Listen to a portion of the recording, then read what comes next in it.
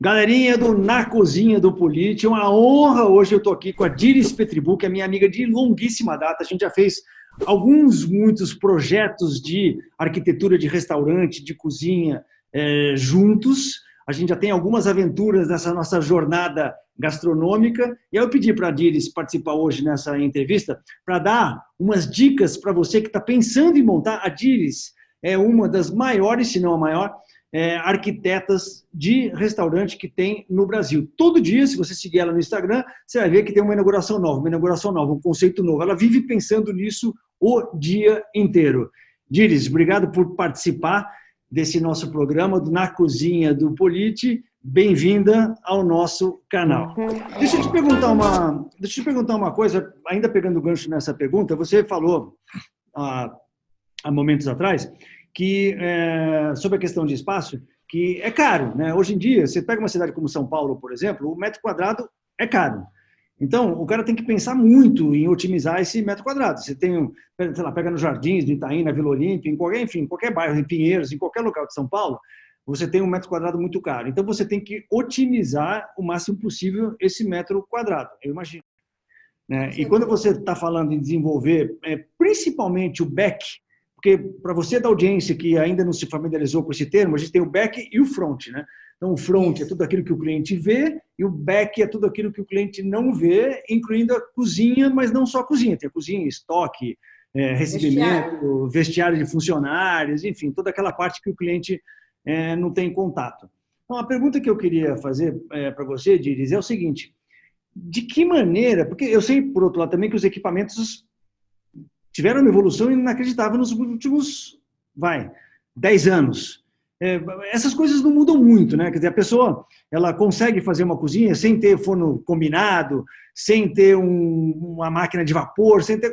Dá para fazer, mas o ponto que eu quero chegar é que hoje em dia você consegue otimizar o espaço de uma cozinha bastante por conta da evolução dos equipamentos.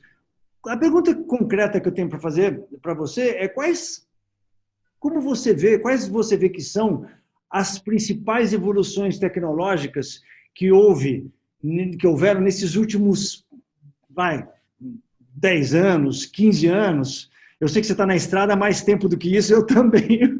Os nossos cabelos brancos não negam, né? Não nos deixam mentir. Mas vamos pegar aí os últimos 10, 15 anos.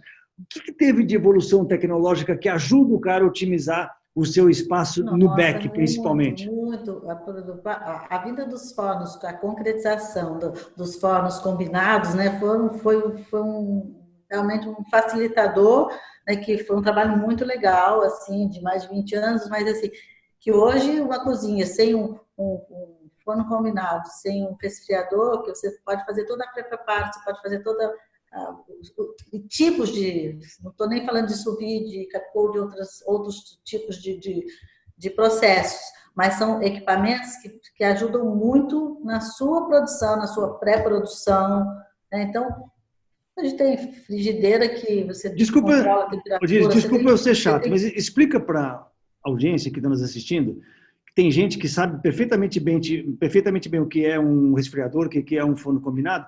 Explica essas coisas, qual é a vantagem, como funciona, o que é um forno combinado, o que é um resfriador. Tem gente que tem um restaurante que nunca escutou falar disso. Forno combinado é um equipamento que você consegue fazer vários processos num único equipamento. Então, é um forno que você cozinha a vapor, você tem um resultado assim excelente, você não perde as características organolépticas do produto, você não perde aparência, sabor, fora o tempo que você... Menos desperdício de comida também? Oi? Ele tem menos perda na cocção, né? Muito perda. Você tem controle de umidade, então você tem vapor, você tem assado com controle de umidade, você tem regeneração, você tem várias operações num único produto. Você pode fazer salgado e sobremesa, você faz no mesmo forno? Mesmo forno, vários produtos, você não tem um cheiro Você pode separar sem estar interferindo carne com sobremesa, entendeu? Desde que seja a mesma operação. Uhum. Né? E hoje tem assim, outros que não estão nem mais chamando de forno combinado, né? De sistema de cocção, self-cooking center, e aí vai. Né? Quanto custa um forno combinado desse, mais ou menos assim? O mais baratinho do mercado tá quanto? É caro para burro, né, isso aí? Olha, o mais baratinho deve estar o quê? Um forno deve estar uns 30 mil, 25. 30 mil reais. Você Desculpa. tem uma economia de energia, você tem uma economia, e assim, controle, você tem todos os controles, até o mais, você tem o mais simples até o mais sofisticado, mas controle de temperatura, de umidade, de HCCP, você tem todos os tipos de controle, né? E Acontece de você já viu gente que compra um forno combinado e não sabe usar? Muitos, mas hoje de menos, tá? Hoje de menos, mas tem bastante, sim, sabe? O cara tem uma Ferrari, mas não sabe dirigir. É aquela coisa do treinamento, da introdução, do novo, né? Então tem ainda. E quais outros equipamentos? Me fala do resfriador. Como funciona um resfriador? O resfriador, na realidade, é um abatedor de temperatura, né? Você consegue fazer uma produção, resfriar, dar um choque térmico, você fazia o resfriamento num tempo muito curto e você também não perde nada da característica do produto.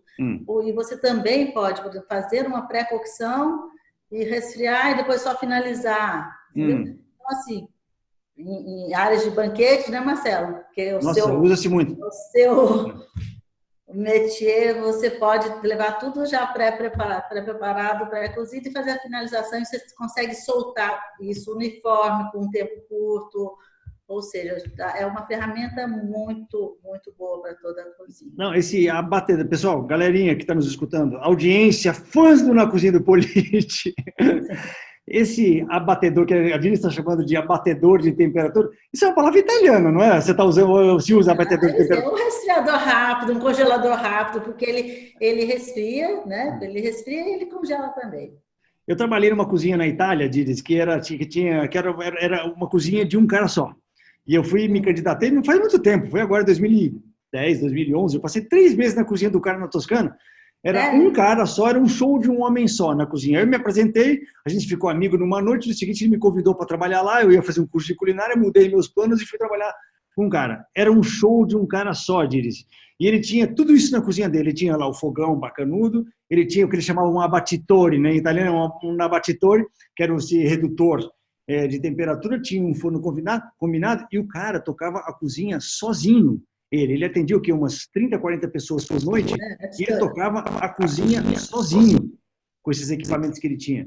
Era uma coisa inacreditável a eficiência que traz esses novos equipamentos para... Eu vi vários, a gente visitou várias cozinhas, várias hotelaria, banquete de 2, 3 pessoas, forno, resfriador, câmara, sabe, solta aquilo muito rápido.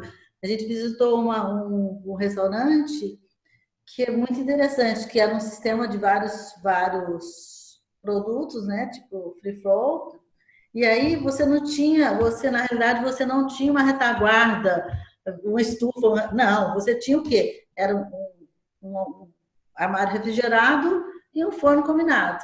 Então, você não tinha perda, você acabava a tua comidinha ali na frente, ele pegava, regenerava e colocava... Nossa, é uma facilidade. Se as pessoas... Eu queria, qualquer hora vamos fazer um filminho, Diris, a gente vai numa cozinha sua, a gente faz um filminho sobre como funciona essa operação com essas coisas, com forno combinado, com abaixador de temperatura, para mostrar para a galera como funciona, porque é uma facilidade tão grande isso que a Diris está falando, que não dá para explicar para quem não conhece esse equipamento o quanto você poderia ser mais eficiente na sua vida se você usufruir dessa tecnologia. Ô, Diris, deixa eu aproveitar esse gancho de coisa que a gente também já está quase terminando, a gente pode até fazer de repente mais 4 ou 5, porque nossa, uma série. Dá conversa para um mês inteiro de gravação do Na Cozinha do Polite. Uma das coisas que me chama muita atenção nessa questão de equipamentos, e eu estava conversando com um cara, não sei se você conhece, que é uma entrevista que eu fiz com o Biron, que é um restaurante fantástico que tem vegano, orgânico, chama Teva, aqui em Pinheiros. que é eu fiz até uma entrevista com ele há um tempo atrás aqui na Cozinha do Político, é um grande amigo meu, e ele estava me falando que ele é maníaco por esses containerzinhos de GN, né, de polipropileno, de aço e não sei o quê, que cada vez que ele vai para os Estados Unidos, ele traz uma mala cheia desse negócio, porque aqui no Brasil é uma desgraça, não tem, é caro, as pessoas não usam, as pessoas não têm, a impressão que eu tenho, me corrija se eu estiver errado, mas a impressão que eu tenho é que as pessoas, assim, eu queria que você falasse um pouco sobre o assunto da GN, né, o que significa GN, que muita gente escutou falar, não sabe o que é isso, e eu queria que você me falasse deste assunto especificamente, de o brasileiro, a relação do brasileiro com medidas padrão. Me fala um pouco sobre esse assunto. Exatamente. O padrão GN é um padrão realmente de medidas de recipientes que são intercambiáveis em todo o processo, em todos os equipamentos. No mundo então, inteiro. Tem medidas que elas são... Você tem o GN 1/1, que é 51 por 31, aí você tem o GN 2/1, que é 63 por 51, que são dois, que também cabem num carro, um carrinho 2 GNs, ou um GN 2/1, aí você tem o GN 1/4, 1/3, ou seja, todos nessa mesma modulação. Qual é a vantagem disso? Você pode receber mercadoria, armazenar em todos esses GNs, em carros feitos com essas dimensões padrão, esse mesmo GN vai na geladeira, vai nos balcões frigoríficos, vai nos fornos combinados, vai nos resfriadores, vai nos balcões, vai nos banho-maria, quer dizer, você tem toda uma padronização que você pode usar, desde o recebimento até o serviço. Ou seja, um GN de 1/2, que é metade, dá 2 GNs, 2 vezes entra no de 1. 4 de 1/4 entra no de 1. 6 de 1/6 entra no de 1. Então, no final, você tem uma medida padrão que serve para tudo na sua operação. Para tudo. Imagina que você tem uma make table para montar sanduíche, você tem lá o cabeçote refrigerado com o GNzinho de 1/3, entendeu? Que é uma maravilha, né? É realmente uma inteligência muito... Agora precisa, não adianta você ter... Me fala da cultura. Na realidade precisa comprar-se esses GNs, precisa ter, porque não adianta você ter uma geladeira aí você não precisa de prateleira, você tem uma geladeira para encaixe de GN, aí você vai ver uma caixa que está lá, ou você não consegue utilizar da forma como deveria, entendeu? Então, porque você concorda que isso é uma cultura operacional que tem que ser implantada no restaurante? Não tenha dúvida. Você tem essa dificuldade de convencer as pessoas dessa cultura, de doutrinar as pessoas? Porque para você dimensionar, você tem que dimensionar também o que ele vai usar de utensílios, né? E assim, é super importante, e é muito lógico a cadeia, né? Muito lógica a cadeia. Nossa, eu fico, assim, eu já implantei operações, você lembra, né? Na época do Hard Rock Café, a gente importou a cozinha inteira dos Estados Unidos, e quando chegou aqui, foi no Rio de Janeiro essa operação, as pessoas olhavam para aquele negócio, e os americanos falavam, não, me traz uma GN1, me traz 1/4, me traz 1/6, me traz um não sei o quê.